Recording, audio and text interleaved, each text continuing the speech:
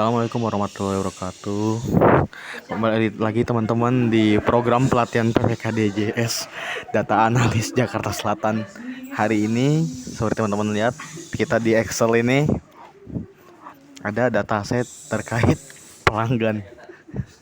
Di sini churn-nya ini sudah, di sini ada data churn pelanggan.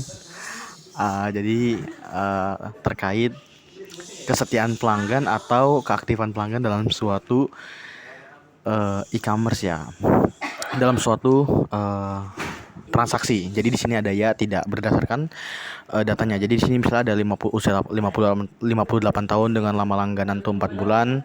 Jumlah pengaduan ke customer service ada 4, paket internet standar.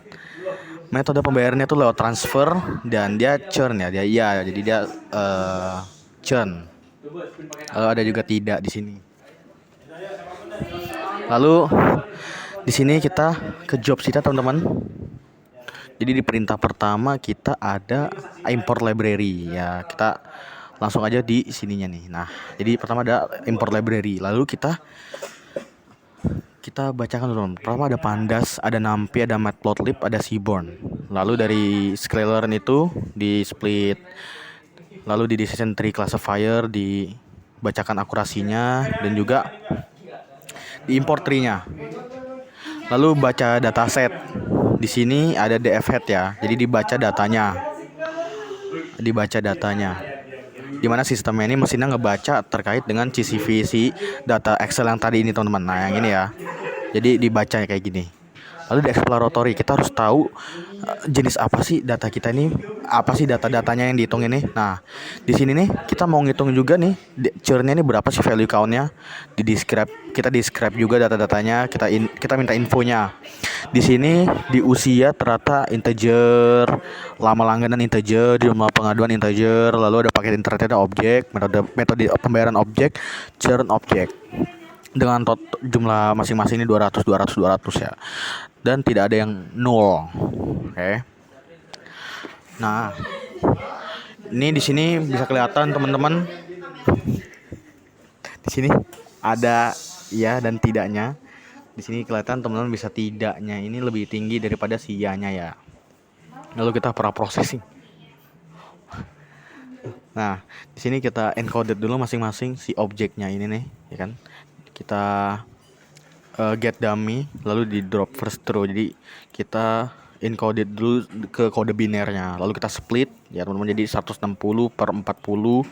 Hasil encodingnya 77 ya. Masa 7 ini ukurannya sudah di split 80/20 nih. Test size-nya itu 20%.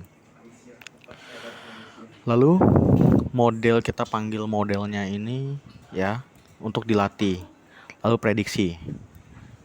Ternyata dari prediksinya hasilnya 90 teman-teman. Ya lumayan bagus, cuman masih agak kurang. Lalu kita lanjut ke visual confusion matrix ya teman-teman. Bisa dilihat di sini. Ya, dia sesuai ya, nolnya ini 27, dia sesuai, lalu satunya ini 9, dia besar, dia akurat teman-teman.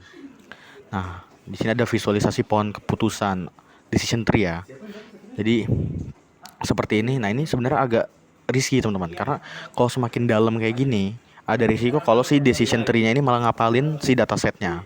Makanya kita mau ini nanti dulu. Nah, kita mau parameter max depth-nya. Tapi teman-teman bisa lihat di sini, ini sebenarnya boleh aja dilihat. Di sini adalah top 10 fitur paling berpengaruh terhadap churn. Ternyata yang paling tinggi itu jumlah pengaduannya yang paling tinggi. Jadi mesinnya belajar kalau jumlah pengaduan itu paling tinggi teman-teman. Ya, diikuti dengan usia, lama langganan bulanan, dan metode pembayarannya. Lalu bisa dilihat heat map-nya. Di sini yang paling tinggi ya churn-nya ini ya, ini jumlah pengaduan tuh, jumlah pengaduan dan ya.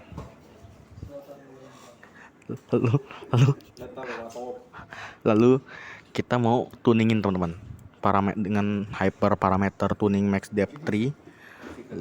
Lalu di sini ada ya from scalar lagi pakai grid search CV-nya.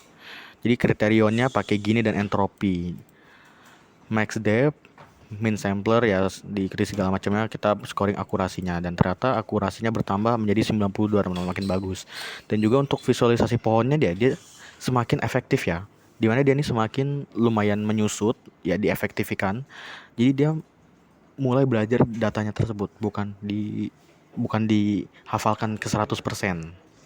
Nah, ini ada bacaannya nih teman-teman, bisa lihat juga di sini. Kita buka ya. Nih. Nah, ini teman-teman bisa lihat di sini. Di sini jumlah pengaduan 3,5. Gininya itu gini nih teman-teman. Kalau kita lihat penjelasannya, merupakan ukuran kemurnian kode. Jadi kalau misalnya dia makin nol, itu makin murni banget. Jadi bisa kita lihat di sini. Adanya gininya ada 400, 200, 359, 87. Jadi visual decision tree ini bentukan if, teman-teman. Kalau misal jumlah pengaduannya lebih dari 3,5, maka seperti ini. Dan juga kalau misalnya sampel ini maka seperti ini. Jadi dia mempelajari seperti if-nya Excel. If kalau misalnya if-nya dari polanya sendiri, teman-teman. Kalau if dia jumlah pengaduan segini, untuk data gininya seperti berapa, sampelnya berapa, value-nya berapa, kelasnya berapa, maka ke sini. Kalau misalnya dia false, ke sini. Diikuti selanjutnya, teman-teman. Nah, ini bisa dibaca sendiri, bisa di pause dulu, bisa dibaca ya untuk penjelasan terkait modelnya seperti ini. Lalu untuk model selanjutnya kita simpan, teman-teman, agar bisa dipakai lagi. Nah, sekarang kita lihat job sheet-nya. Nah, ini langkah-langkahnya, teman-teman, sama aja. Oke, kita ke bawah. Kita lanjut ke pertanyaan. Mungkin teman-teman ada pertanyaan. Nih, jelaskan apa perbedaan training data. Jelas, training itu untuk training si modelnya. Terus data tesnya itu untuk ngetes hasil trainingnya. Jadi nggak 100% dia ngapalin dari dataset. Lalu fungsi parameter kriterion Gini dan max depth 5 ini apa sih? Gini itu fungsinya itu menentukan cara decision tree menilai kualitas split. Jadi dia tuh nentuin ukuran kemurnian impurity tiap simpul, teman-teman, tiap node. Mengukur seberapa sering data sering salah klasifikasi jika dipilih acak di node tersebut. Nilai 0 artinya murni semua seperti yang tadi saya bilang. Lalu max depth-nya 5 berfungsi membatasi kedalaman maksimal depth. Berapa banyak level cabang yang boleh dibuat. Tapi kalau terlalu dalam, model bisa terlalu hafal, overfitting. Nah, makanya di sini agak pendek, teman-teman. Dia belajar dari datanya, dia bukan ngapalin. Oke, kita balik lagi. Apa arti nilai true dan false ya? Yang tadi itu kan ada tuh, kita pakai drop first yang true. Hapus satu kolom pertama dari tiap kategori. Jadi kategorinya dikategorikan, lalu mereka mengkode binarkan, di encoding dari huruf-huruf jadikan angka-angka. Kita nggak pakai false karena terlalu besar, terlalu ribet. Kan ini semua kategori diubah jadi kolom binar. Kita nggak harus semua kategori satu-satu, tapi bisa dihapus dulu satu-satu di kolom pertamanya. Lalu bagaimana cara meningkatkan akurasi model decision tree? Ya tadi pakai parameter, teman, bisa dilihat di sini ya. Tuh. Kita pakai parameter ini seperti ini. Hyper tuning, hyper parameter tuning. Oke. Lalu jadi seperti itu, teman-teman.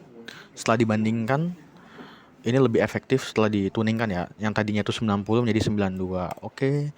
Sekian untuk praktek hari ini, teman-teman. Sekian dan terima kasih.